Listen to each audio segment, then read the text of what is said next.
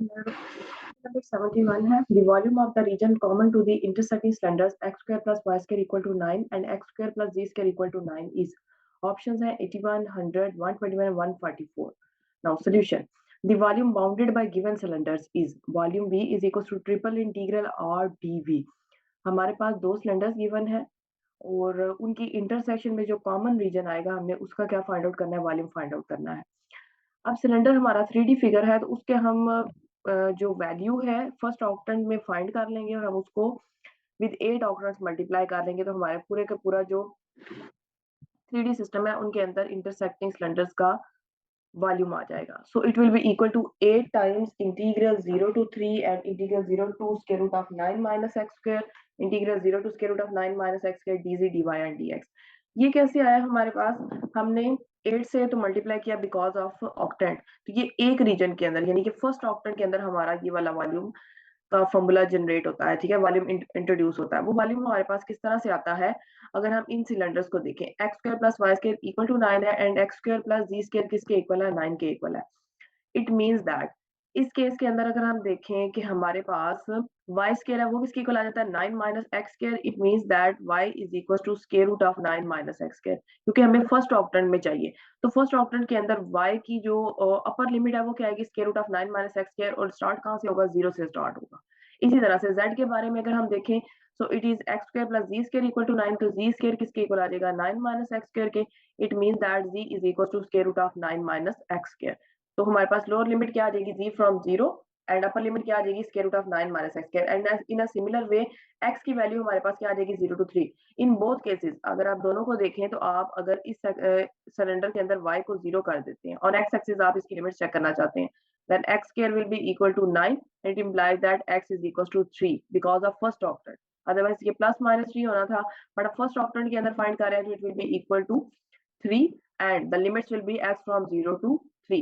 इसी तरह से आप इसके अंदर z को 0 करें तो x की यही लिमिट्स आती हैं। और dv बेसिकली किसके इक्वल होता है, dz dy और dx के इक्वल होता है। अब इसको हम सॉल्व कर लेंगे। तो कांस्टेंट है हमारे पास 1 है, तो 1 के लिहाज से पहले z के लिहाज से इंटीग्रेशन आएगी, वो 1 आ जाएगी हमारे पास। तो 8 integral x from 0 to 3 y from 0 to square root of 9 minus x square. 1 की इंटीग्रेशन हमारे पास z आ जाएगी, लिमिट क्या आ जाएगी 0 to square root of 9 minus x square, and it will be equal to square root of 9 minus x square minus 0, so it is equal to square root of 9 minus x square। इसी तरह अब square root of 9 minus x square, it is independent of y, तो ये बाहर चला जाएगा और y के लिहाज से जब इंटीग्रेट करेंगे तो अगेन हमारे पास यहाँ पे क्या आ जाएगा, y आ जाएगा, और y की लिमिट्स क्या आ जाएंगी 0 to square root of 9 minus x square. Next step में हमारे पास किसके इक्वल आ जाएगा, square root of 9 minus x square minus 0 आ जाएगा।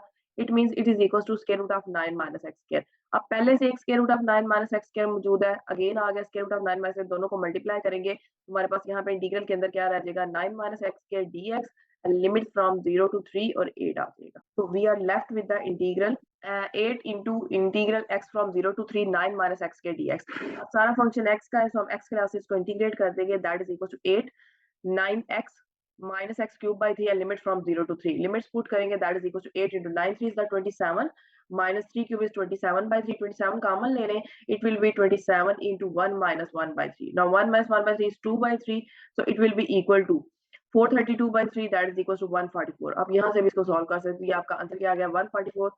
So the correct option is D 144। The volume of the region common to the intersecting cylinders will be 144। Question number 72 है, if V is the closed region bounded by the cylinder z is equal to 4 minus x square and the planes x equal to 0 y equal to 0 y equal to 2 and z equal to 0, then value of integral triple integral v 2x plus y into dv is। Option A है 100, option b है 80/7, option c है 80/3 और option d है 0। अब इस case के अंदर हमारे पास जो वॉल्यूम इंक्लोज होता है वो रीजन किसके अंदर होता है, एक सिलेंडर है और बाकी प्लेन्स गिवन है, x 0 है, y 0 है, y 2 है, z 0 है। अब इन प्लेन्स को यूज करते हुए अब हमने ट्रिपल इंटीग्रल पे v फाइंड आउट करना है, यानी वॉल्यूम फाइंड आउट करना है, that is equal to solution. If v is the closed region bounded by the cylinder z is equal to 4 minus x square and the planes x 0 y 0 y 2 and z 0, then triple integral v2x plus y dv is equal to, ये triple integral हमारे पास किसके equal आ जाएगा, x की limits हमारे पास given है that is from 0 to 2 आ जाएंगी, क्योंकि z को जब हम 0 करेंगे तो 4 minus x square किसके इक्वल आ जाएगा 0 के। It implies that 4 is equals to x square and it implies that x is equals to 2 in the positive region. हमने इसको फाइंड आउट करना है बिकॉज ऑफ x 0 है, y 0 प्लेन है, ठीक है, और z भी जीरो प्लेन है। तो फर्स्ट ऑक्टेट के अंदर हमने 0 टू ऑनवर्ड बात करनी है। नेक्स्ट हमारे पास y की लिमिट्स गिवन है, y फ्रॉम 0 टू 2 है, दोनों प्लेन गिवन है तो 0 से 2 आ जाएगा, और z की लिमिट्स भी गिवन है, z फ्रॉम 0, और सिलेंडर की इक्वेशन गिवन है z is equal to 4 minus x square, और अंदर फंक्शन क्या गिवन है 2x plus y dz dy and dx। अब इस केस में भी पहले इंटीग्रेशन z के लिहाज से होगी, तो 2x plus Y constant function है, तो ये बाहर चला जाएगा, इंटीग्रेशन आ जाएगी z, और लिमिट्स आ जाएगी 0 to 4 minus x square, and next step में हमारे पास आ जाएगा 4 minus x square minus 0, and that is equal to 4 minus x square आ जाएगा। So here we have that is equals to integral from 0 to 2, 0 to 2, y from 0 to 2x plus y into 4 minus x square dy and dx। अब इस case में अगर देखा जाए तो 4 minus x square y के लिहाज से बिल्कुल कांस्टेंट है, तो इसको बाहर ले जाए और 2x plus y को हम इस पे सॉल्व कर लेंगे, इंटीग्रेट कर लेंगे with respect to y। So it will be equal to integral from 0 to 2 4 minus x square, और 2x plus y को y के लिहाज से इंटीग्रेट करेंगे, so it is 2xy plus y square by 2 and limit from y equal to 0 to 2। Next step में हम इसमें limits put करेंगे, तो ये हमारे पास आ जाएगा that is equal to integral 0 to 2 4 minus x square 4x plus 2 का स्क्वायर 4 by 2 माइनस 0। नेक्स्ट टाइम ये आ जाएगा 2 बाहर चला जाएगा, यानी कि यहाँ से ये हमारे पास आ जाएगा 2 टाइम 4, और ये आ जाएगा 4x प्लस 2, इसमें से 2 कॉमन ले लें, ये आ जाएगा 2x प्लस 1, ये वाला 2 बाहर चला जाएगा, 4 minus x square 1 plus 2x dx आ जाएगा। अब इन दोनों को हम मल्टीप्लाई कर लेंगे, हमारे पास आ जाएगा 4 plus 4 to the 8x minus x square और माइनस 2x क्यूब। तो इसको अब हमारे पास ये क्या आ गया, फंक्शन ऑफ x आ गया, और जस्ट x के लिहाज से हम इसको इंटीग्रेट करेंगे। So it is equals to 2 times integral x from 0 to 2 4 plus 8x minus x square minus 2x cube dx, and integrate करेंगे 4 की इंटीग्रेशन 4x प्लस 8x की इंटीग्रेशन आएगी 8x स्क्वायर बाय 2, तो 2 4 टाइम 8 तो 4x square minus x square की integration x cube by 3, और x cube की integration आएगी x 4 बाय 4, तो 2 2 द 4, ये सॉल्व हो जाएगा। सो लिमिट्स आ जाएंगी 0 से 2, 2 पुट करेंगे इसके अंदर, तो 2 into 4 2 the 8 plus 2 square 4, 4 4 the 16, minus 2 cube is 8 by 3 and minus 8 आ जाएगा, यानी कि 16 by 2 that is 8 आ जाएगा, और माइनस 0 हो जाएगा, so minus 8 plus 8 कैंसिल हो जाएगा। नेक्स्ट टाइम में 8 कॉमन ले लें, तो 8 2 the 16 minus 1 by 3, ये हमारे पास आ जाएगा 3 2 the 6 minus 1 5 by 3, it will be equal to 16 into 5 by 3 and that is equals to 80 by 3। so the correct option is C, 80 by 3। Question number 73 है, projection of ds on xy plane is. हमारे पास जो differential होता है surface का, उसकी projection अगर हम लेना चाहते हैं ऑन xy प्लेन, देन वो क्या होती है। ऑप्शन गिवन है dy dz over n dot i mod, dy dz divided by n dot j mod, dx dz divided by n dot k mod, and dy dx divided by n dot k mod। ये हम projections क्यों लेते हैं, जब भी हमारे पास कोई भी 3D जो है ना सरफेस गिवन होती है, 3D ऑब्जेक्ट हो और उसके अंदर कोई भी सरफेस गिवन है, फॉर एग्जांपल इस तरह से कोई भी हमारे पास यहाँ पे स्फीयर सा गिवन है, ठीक है, तो इस स्फीयर के बारे में हम बात करें, हम इस पे इंटीग्रल फाइंड आउट करना चाहते हैं, तो हमें समझ नहीं आती कि हम किस तरह से इस सरफेस के अलावा बात करें, ठीक है। अगर तो वो एक स्टैंडर्ड इक्वेशन होगी, इक्वेशन ऑफ स्फीयर होगी, इक्वेशन ऑफ क्यूब होगी, या इस तरह से कोई भी इक्वेशंस होंगी, तो हम उनको उनकी पैरामीट्रिक इक्वेशंस के रिस्पेक्ट से सॉल्व कर लेते हैं। बट अगर हमारे पास कोई डिफरेंट किस्म की स्फीयर्स गिवन हो या डिफरेंट किस्म का कोई 3D फिगर गिवन हो, तो हम उसको सॉल्व करने के लिए क्या करते हैं, उसकी प्रोजेक्शन ले लेते हैं अलोंग एनी प्लेन।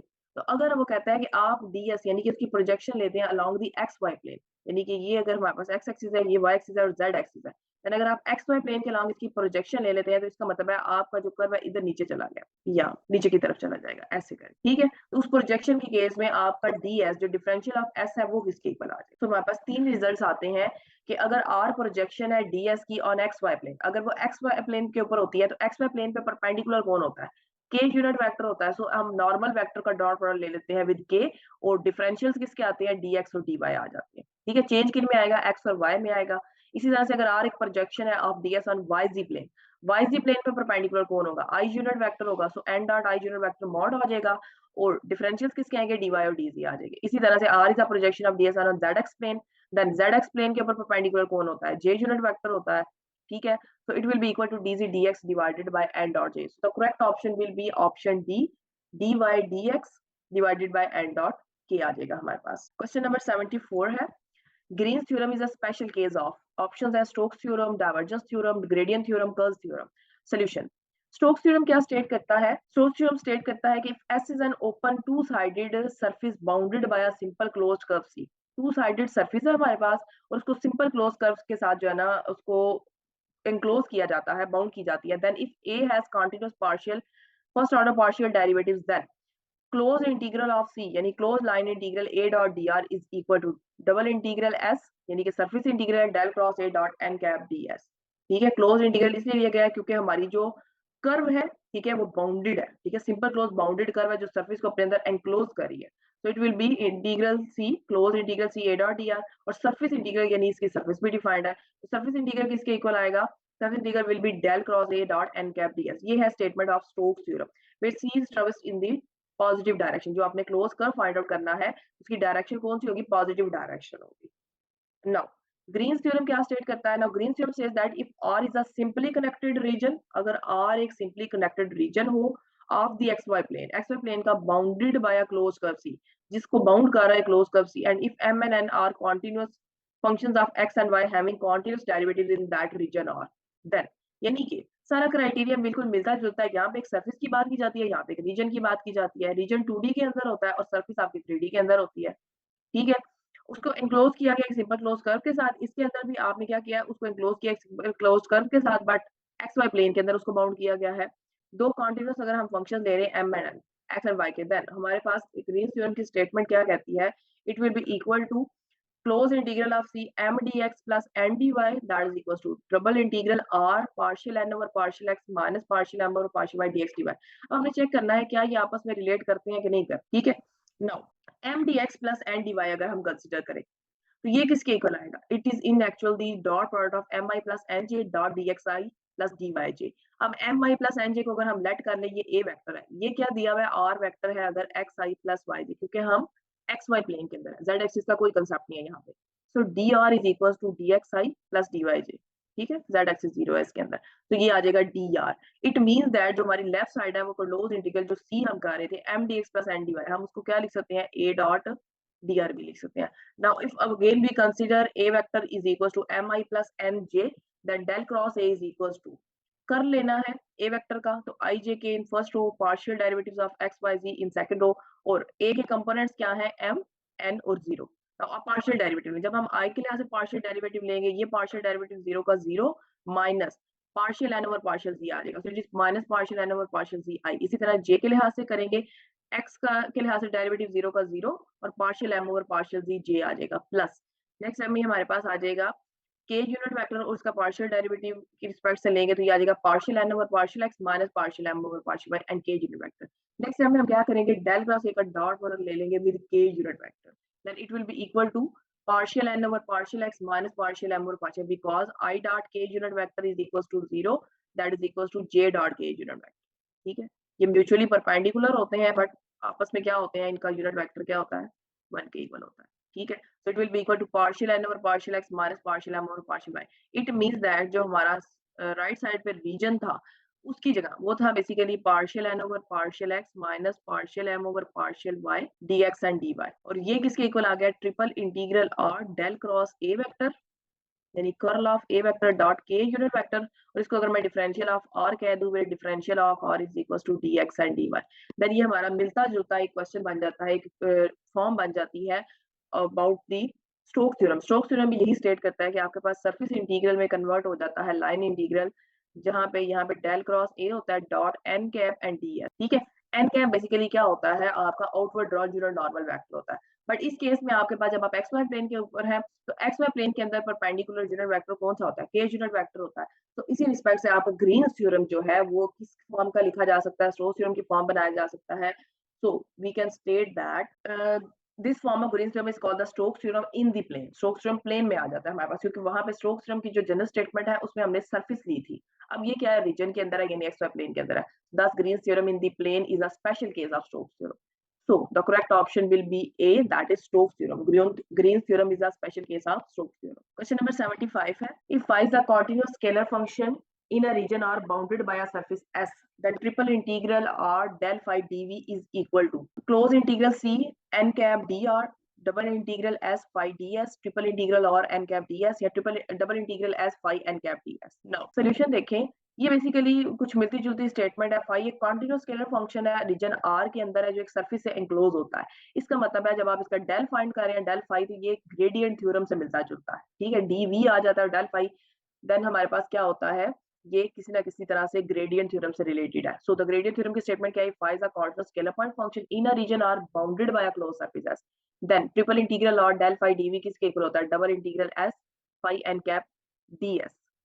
ठीक है, so the correct option will be option d, double integral s phi n cap d s, यानी कि हमारी जो स्टेटमेंट है क्वेश्चन की डायरेक्टली हमारे थ्योरम से रिलेट करती है। सो डायरेक्ट आंसर है इसका ऑप्शन डी। क्वेश्चन नंबर 76 है, if E vector is equals to R vector, find phi such that E vector is equals to minus del phi.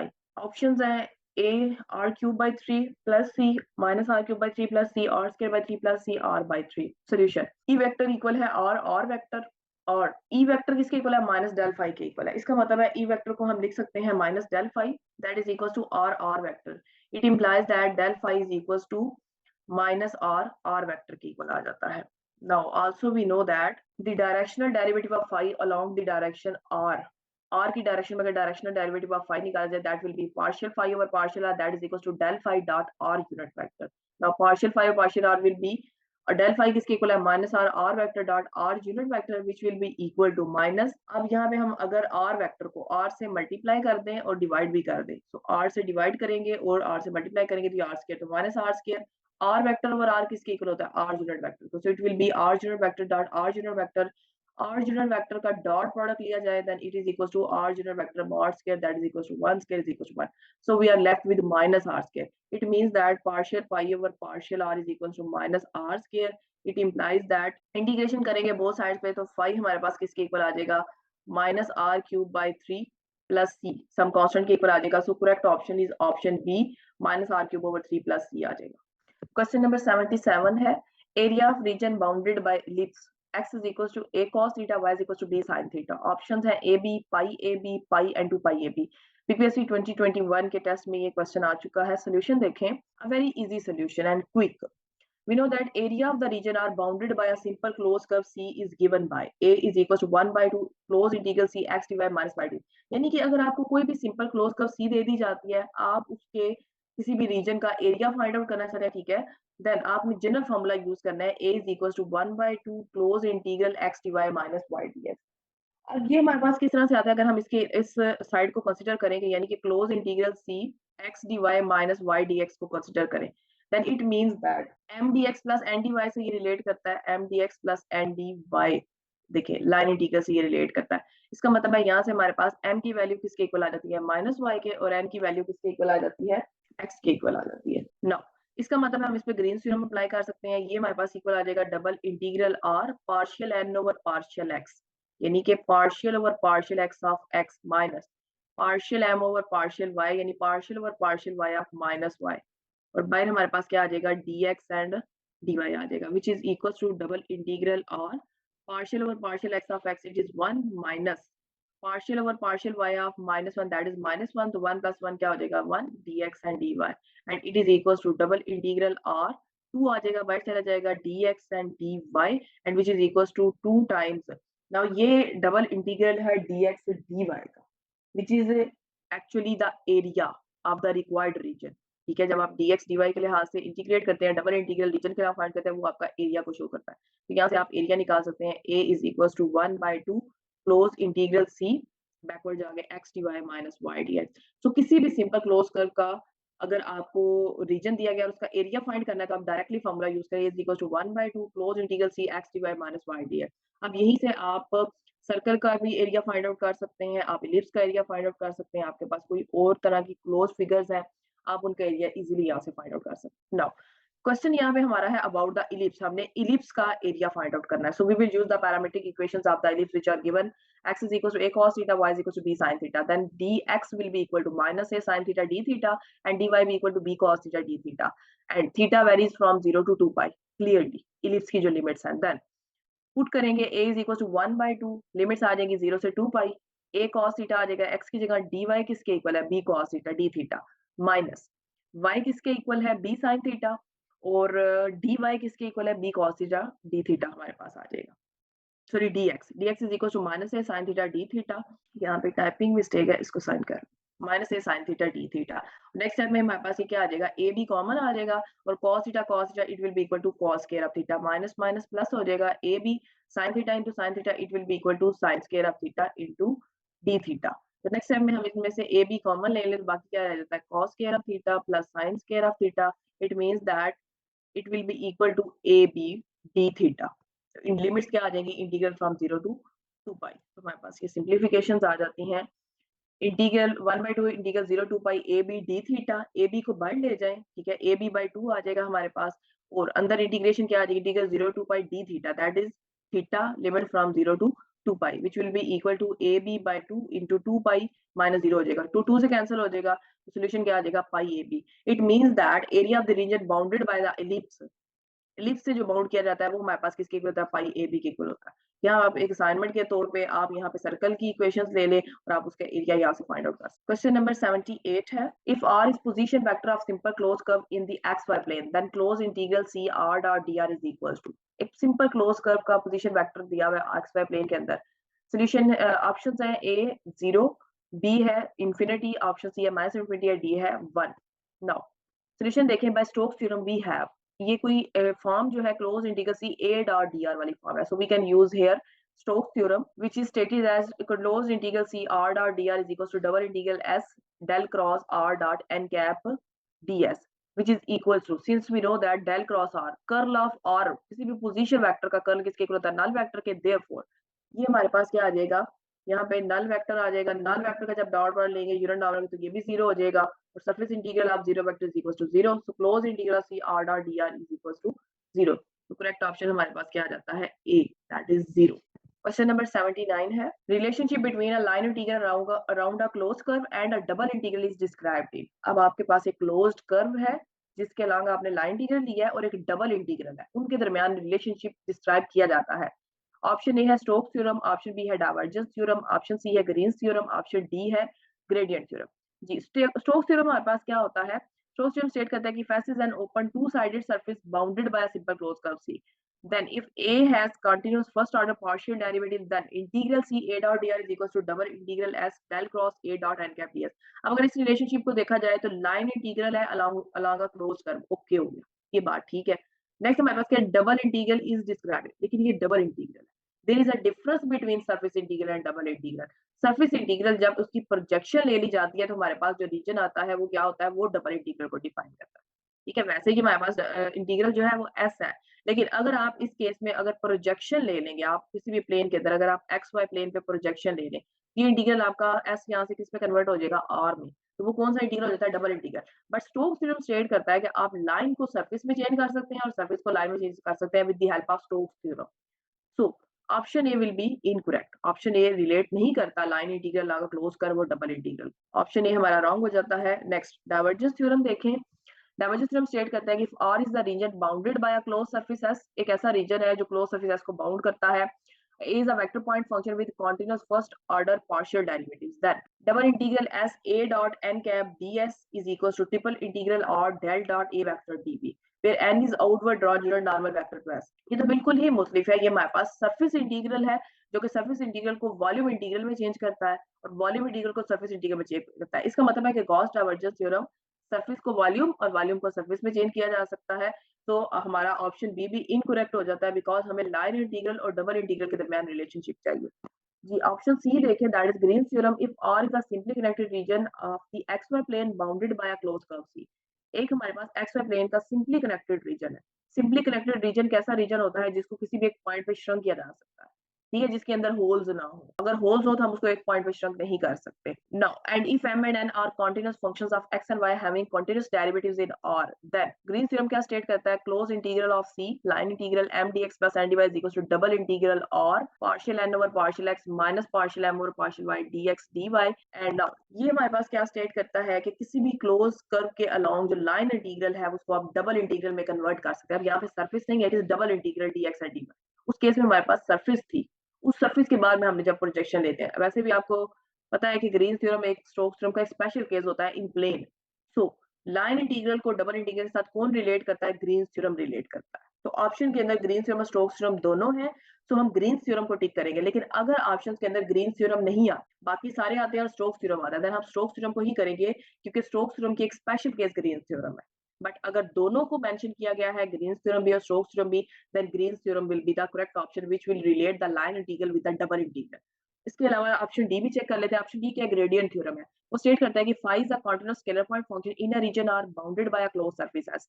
Then triple integral और del phi dv किसके equal होता है, double integral s phi n cap ds। ये भी basically surface को volume और volume को surface में चेंज करता है, बट इस केस में क्या होता है कि इसमें ग्रेडियंट ऑफ फाई एक स्केलर पॉइंट फंक्शन के बारे में बात की जाती है। डाइवर्जेंस के अंदर एक वेक्टर पॉइंट फंक्शन के साथ ऑपरेटर की बात की जाती है, बट ग्रेडियंट थ्योरम के अंदर आप किसी भी स्केलर पॉइंट फंक्शन का ग्रेडियंट फाइंड आउट करते हैं और उसका रिलेशनशिप होता है इन सरफेस के अंदर फाई एन कैप के साथ। So the correct option will be option c, that is Green's theorem. Question number 80 देखें। If y is position vector, then double integral s r dot n cap ds is equals to where v is volume enclosed by the surface, यानी कि हमें surface integral find out करना है r dot n cap ds के respect से। Now options है triple integral v dv यानी कि वॉल्यूम के इक्वल है, ऑप्शन बी है triple integral v del cross r vector dv, option c है 3v, ऑप्शन डी है नन ऑफ दीस। सॉल्यूशन देखें यूजिंग गॉस डाइवर्जेंस थ्योरम। ये basically a dot ds vector form है surface की, तो हम गॉस डाइवर्जेंस थ्योरम यूज करेंगे क्योंकि सरफेस इंटीग्रल और साथ में वॉल्यूम की इंफॉर्मेशन है। इसका मतलब है सरफेस और वॉल्यूम में रिलेशनशिप है।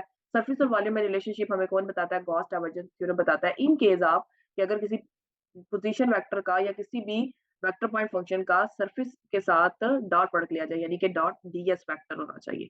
नाउ डबल इंटीग्रल एस और डॉट एन कैप डीएस किसके इक्वल आएगा, ट्रिपल इंटीग्रल और डेल डॉट और डीवी के इक्वल आ जाएगा, व्हिच इज इक्वल्स टू, अब डेल डॉट और किसके इक्वल होता है, 3 के इक्वल होता है, 3 बाय चला जाएगा, ट्रिपल इंटीग्रल और dv. Now it is the volume integral, तो ये किस क्या रिप्रेजेंट करेगा, वॉल्यूम को रिप्रेजेंट करेगा, तो it is equals to 3v। So the correct option is c 3v। अगर ऑप्शन ए को देखा जाए तो ये सिंपली हमारे पास v दिया हुआ है, यानी कि जस्ट वॉल्यूम दिया हुआ है। Triple integral v dv it represents volume, ठीक है। अगर इसको देखा जाए डेल क्रॉस और curl of a position vector किसके इक्वल होता है, नल वेक्टर के, तो ये हमारे पास बेसिकली जीरो वॉल्यूम गिवन है, it is 3v with respect to the r dot n cap ds। So the correct option is option C 3v।